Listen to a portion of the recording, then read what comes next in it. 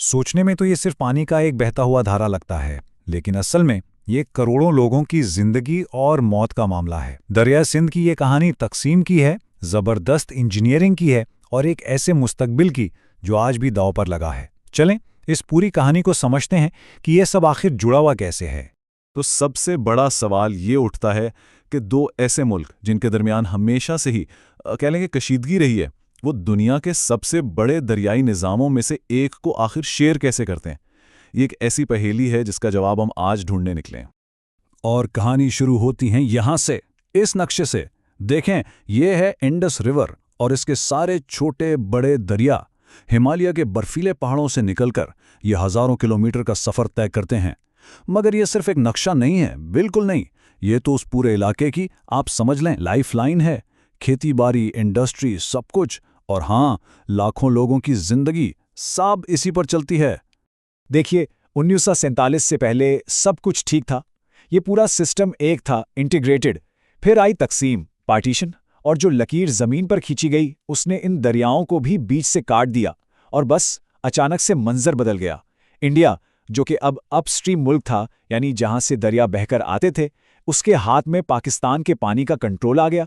और बस यहीं से सारे मसले की शुरुआत हुई। तो अब इस बढ़ती हुई टेंशन से पानी पर एक जंग का खतरा मंडराने लगा। बिल्कुल हकीकी खतरा था ये।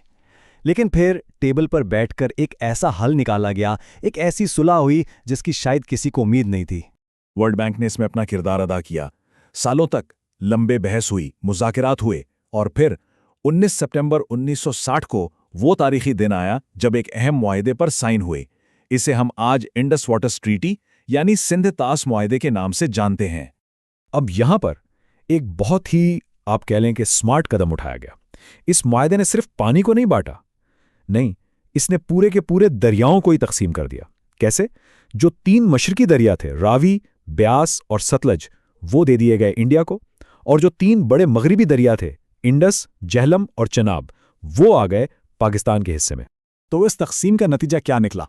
ये बहुत दिलचस्प है। देखिए, पाकिस्तान को मिला कुल पानी का लगभग 80% हिस्सा। अब सवाल ये है, ऐसा क्यों? क्योंकि जो मगरबी दरिया पाकिस्तान को मिले वो वॉल्यूम में, पानी की मिकदार में बहुत ज़्यादा बड़े थे, जबकि इंडिया को अपने मशरकी दरियाओं के साथ सिर्फ 20% पानी पर कंट्रोल मिला। यही वो तकसीम थी जिसने आने वाले वक्त की बुनियाद रखी। तो जब मशरकी दरियाओं का पानी हाथ से निकल गया तो पाकिस्तान के सामने एक पहाड़ जैसा इंजीनियरिंग चैलेंज आ खड़ा हुआ। ये कोई मामूली काम नहीं था, बल्कि एक ऐसा यादगार काम था जिसकी मिसाल मिलना वाकई मुश्किल है। और इस चैलेंज का जवाब था इंडस बेसिन रिप्लेसमेंट वर्क्स। ये सिर्फ एक प्रोजेक्ट का नाम नहीं था, ये तो ऐसा था जैसे पूरे मुल्क के पानी के निज़ाम को बिल्कुल नए सिरे से बनाया जा रहा हो। मकसद बिल्कुल साफ था, इतने डैम्स, बैराजेस और कैनाल्स का जाल बिछा दो कि मशरकी दरियाओं से आने वाले पानी की कमी महसूस ही ना हो। और इस प्रोजेक्ट का स्केल बस पूछिए मत, वाकई हैरान कर देने वाला था। दरियाए सिंध पर तरबेला जैसा अजीम व शान डैम, झेलम पर मंगला डैम, ये कोई छोटे मोटे स्ट्रक्चर्स नहीं थे। फिर इन मगरबी दरियाओं के पानी को मशरिक की खुश्क ज़मीनों तक ले जाने के लिए 8 नई लिंक कैनाल्स यानी राबता नहरें और पता नहीं कितने बैराज बनाए गए। सच पूछिए तो ये इस वक्त दुनिया के सबसे बड़े इंजीनियरिंग प्रोजेक्ट्स में से एक था। लेकिन हर बड़ी कहानी में एक लेकिन होता है। इतने बड़े स्केल की इंजीनियरिंग के कुछ ऐसे नताइज भी निकले जिनका शायद उस वक्त अंदाजा नहीं था। ये नताइज एक स्लो मोशन क्राइसिस यानी एक आहिस्ता आहिस्ता बढ़ने वाले बहरान की सूरत में सामने आए। तो इन मेगा डैम्स का एक पोशीदा दुश्मन भी था।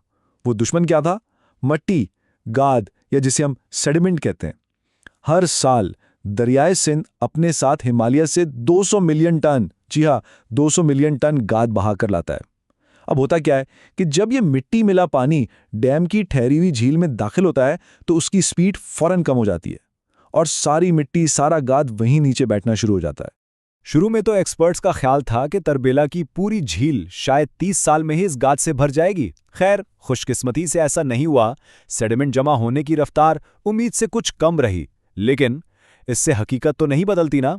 और हकीकत यह है कि इन डैम्स की एक उम्र है, ये हमेशा के लिए नहीं है।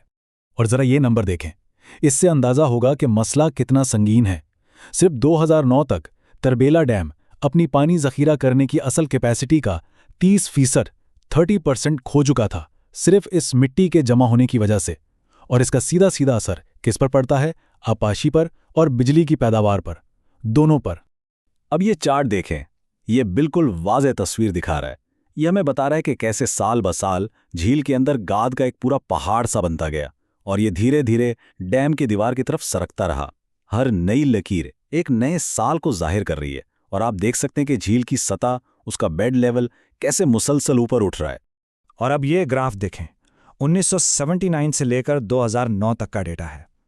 ये जो ग्वाद का डेल्टा है ना, ये एक पल के लिए भी नहीं रुका, मुसलसल आहिस्ता आहिस्ता आगे बढ़ता रहा, डैम के लिए खामोश लेकिन बहुत बड़ा खतरा बनकर।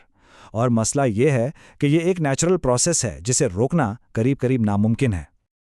और ये चार्ट तो इस बहरान की इंतहा दिखा रहा है। देखें कि डैम की दीवार के बिल्कुल करीब झील का पैंदा कितनी तेजी से ऊपर उठ रहा है। इसका मतलब क्या है? इसका मतलब यह है कि यह गाद अब सीधा डैम के इन इंटेक्स यानी उन दरवाजों को ब्लॉक करने के करीब आ चुका है जहां से बिजली बनाने और खेती बाड़ी के लिए पानी निकाला जाता है। यह है असल खतरा, अल्टीमेट थ्रेट।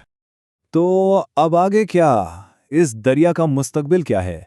चलें आप बात करते हैं कुछ नए प्रोजेक्ट्स की और उनके साथ जुड़े नए चैलेंजेस की।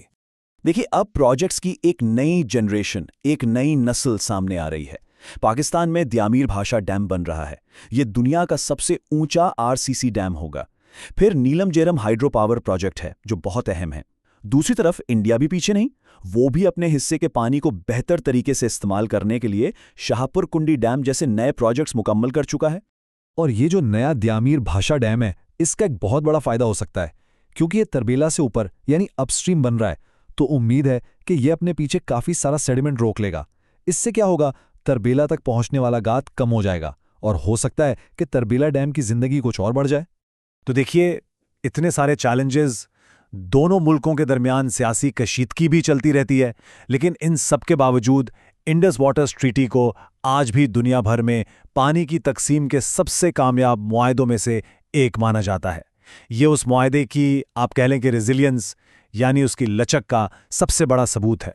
और आखिर में यही सबसे बड़ा, सबसे अहम सवाल बच जाता है, क्या ये 60 साल पुराना मुआहदा 21वीं सदी के नए चैलेंजेस जैसे कि क्लाइमेट चेंज है, पानी की बढ़ती हुई ज़रूरत है, इन सब का सामना कर पाएगा? इस एक सवाल का जवाब सिर्फ इस दरिया का नहीं बल्कि इस पर जीने वाले करोड़ों लोगों का मुस्तकबिल तय करेगा।